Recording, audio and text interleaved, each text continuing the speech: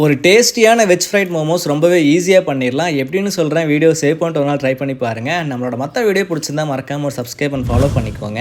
நான் இது செய்யறதுக்கு ஸ்டவ் ஆன் பண்ணிவிட்டு ஒரு பேனில் வந்து ஆயில் சேர்த்து அது கூட வந்து பொடியாக கட் பண்ணி வச்சுருந்த வெங்காயம், பச்சை மிளகாயும் சேர்த்து நல்லா ஃப்ரை பண்ணிவிட்டு, வெங்காயம் வந்து நல்லா கோல்டன் ப்ரௌன் ஆனதுக்கப்புறம் இது கூட வந்து இஞ்சி பூண்டு பேஸ்ட் சேர்த்து நல்லா பச்சை வாசம் போகிற வரைக்கும் நல்லா ஃப்ரை பண்ணிவிட்டு, இது கூட வந்து கட் பண்ணி வச்சுருந்த முட்டைக்கோஸ், துருவன கேரட் சேர்த்து நல்லா மிக்ஸ் பண்ணி, இப்போ வந்து காரத்துக்கு வந்து மிளகாய்த்தூள், பெப்பர், கரம் மசாலா, உப்பு சேர்த்து நல்லா மிக்ஸ் பண்ணி தனியாக எடுத்து வச்சுட்டேன்.